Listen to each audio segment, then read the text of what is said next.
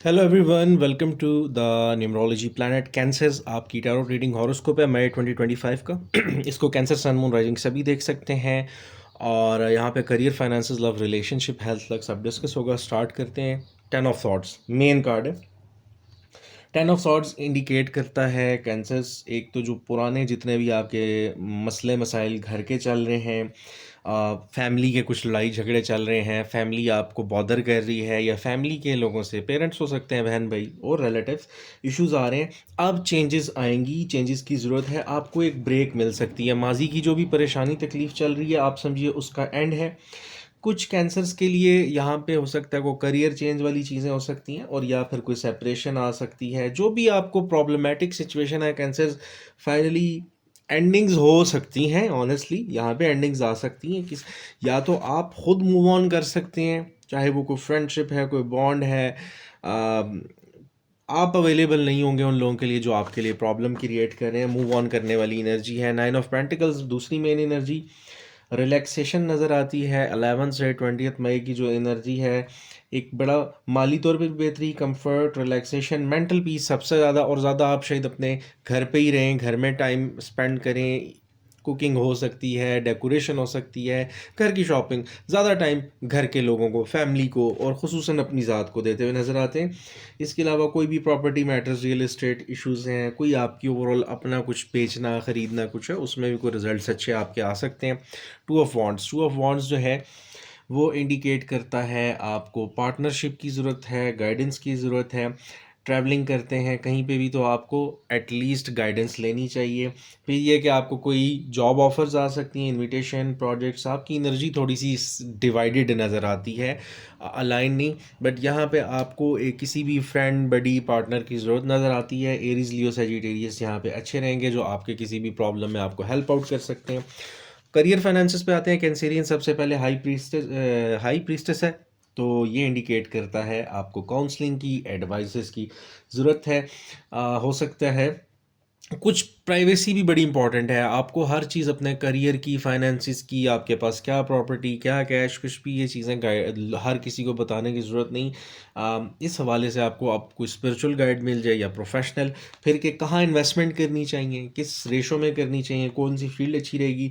तो यहाँ पे आपको फोकस करने की ज़रूरत है। आपके लिए माली और रूहानी तौर पे हेल्प यहाँ पे नज़र आती है अल्लाह पाक के फजल से।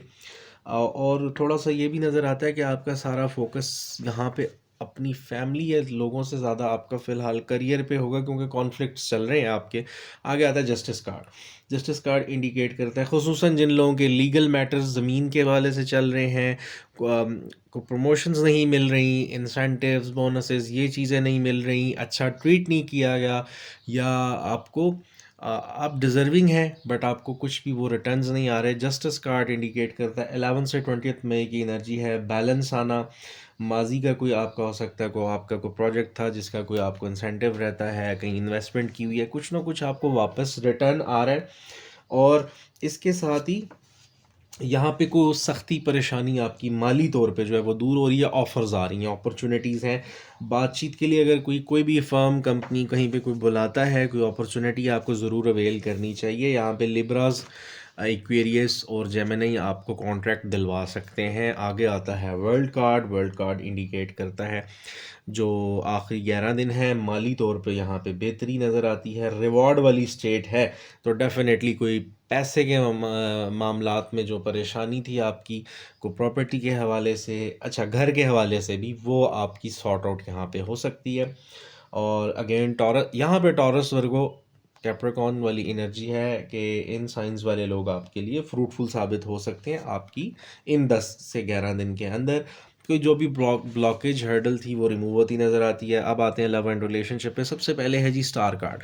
स्टार कार्ड लव रिलेशनशिप पे ना ये इंडिकेट करता है आप एफर्ट्स कर रहे हैं, और माजी में आपको शायद रिजल्ट्स उतने अच्छे, अपने पार्टनर्स, आपके हस्बैंड हैं, आपकी वाइफ हैं, आप कहीं किसी को पसंद करते हैं, उतने अच्छे रिजल्ट्स नहीं आ रहे। बट यहाँ पे आपकी कोई दुआ कबूल होती नज़र आती है।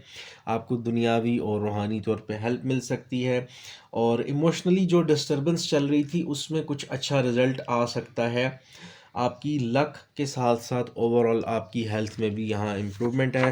कोई लव रिलेशनशिप्स के जो मसले मसाइल थे, वो आपके सॉर्ट आउट होते हुए नज़र आते हैं। आगे 7 ऑफ पेंटिकल्स है। 7 ऑफ पेंटिकल्स आपका अगेन इंडिकेट करता है आपके पार्टनर्स को भी एक्चुअली एफर्ट जो करनी चाहिए थी वो लव रिलेशनशिप में, मैरिज को चलाने के लिए, आपको अंडरस्टैंड करने के लिए वो नहीं कर रहे थे और लॉन्ग टर्म एफर्ट्स रिक्वायर हैं।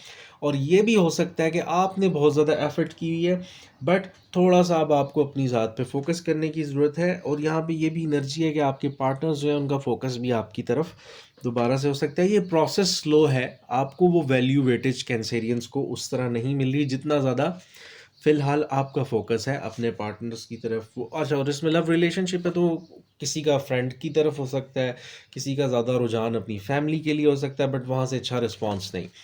फिर आता है जी लास्ट 5 ऑफ सॉर्ड्स, आखिरी जो 11 दिन है मई के, थर्ड फेज़। यहाँ पे अगेन टेंशन कॉन्फ्लिक्ट नज़र आता है। कोई स्ट्रेस अगर आपका चल रहा है, वो चैलेंजेस जहाँ ये 20 दिन पहले आपको थोड़े से बेहतर हैं, तो यहाँ पे अगेन कोई फैमिली में से कोई पर्सन आपके लिए प्रॉब्लम क्रिएट कर सकता है। यहाँ पे आपकी लड़ाई हो सकती है एयर साइंस से, एक्वेरियस, लिब्रा, जेमिनाइज जो हैं। तो सेल्फ रिस्पेक्ट हार्म करने वाली बात है। सजेशन ये है कि आपने लड़ाई में आगे नहीं बढ़ना, अवॉइड कीजिएगा। आ, आपको डिसअपॉइंटमेंट ज़रूर हो सकती है, क्योंकि ये कोई ऐसे ही पर्सन हो सकते हैं जिनके साथ आपकी बहुत अच्छी बातचीत है और वही आपके लिए, तो ये बहन हो सकती हैं, भाई हो सकते हैं, कोई फ्रेंड हो सकते हैं, कोई कज़न हो सकते हैं, कोई भी हो, आपके पार्टनर हो सकते हैं। तो जिस पे भी आप ज़्यादा रिलाई कर रहे हैं वही बंदा, जिससे ज़्यादा उम्मीद है, वो इशू क्रिएट कर सकता है। फिर आ जाते हैं हेल्थ और लक पे। सबसे पहले पेज ऑफ वॉन्ड्स है। पहले 10 दिन में अगेन कोई प्रोडक्ट साइन किया जाता है, प्रमोशन मिल सकती है, कोई इंसेंटिव आ सकता है, कोई बोनस आ सकता है, गाइडेंस मिल सकती है, मेंटोर, ज़्यादा कम्युनिकेशन ईमेल कॉल पे हो सकता है। फिजिकल मीटिंग्स यहाँ पे कम नज़र आती हैं, ओवरऑल कम्युनिकेशन वैसे आपका ज़्यादा नज़र आता है।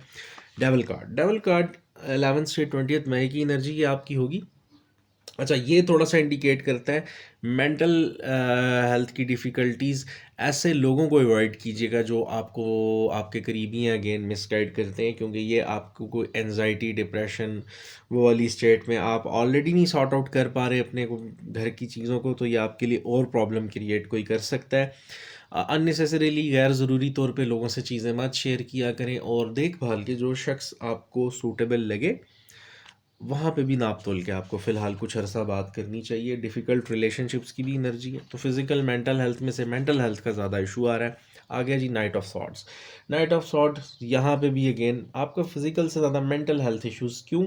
स्ट्रेस है, एंजाइटी है, डिप्रेशन है, झगड़े हैं, हार्श वर्ड्स, हार्श कम्युनिकेशन, यानी सख्त बात, कहा सुनी, लड़ाई झगड़ा, मुंह मारी जिसे आप कहते हैं, वो बहुत ज़्यादा चांसेस हैं। और फैमिली के अंदर ही कोई आपके लिए ड्रामा क्रिएट कर सकता है, और एट दी एंड आपके ऊपर रिस्पॉन्सिबिलिटी डाल दी जाएगी, तो आपको ज़रा केयरफुल रहने की ज़रूरत है। और बार बार एक्वेरियस, लिब्रा, जेमिनी जो भी आपकी फैमिली में है उनके साथ आपका झगड़ा हो सकता है उनको, और वो कोई करीबी है तो फिर तो बहुत ज़्यादा केयरफुल रहें। तो कैंसेरियंस, ये आपकी मंथली रीडिंग थी। अगर आपको कंटेंट अच्छा लगे तो लाइक और सब्सक्राइब करना मत भूलिएगा। अपना बहुत सारा ख्याल रखिएगा। Thank you so much.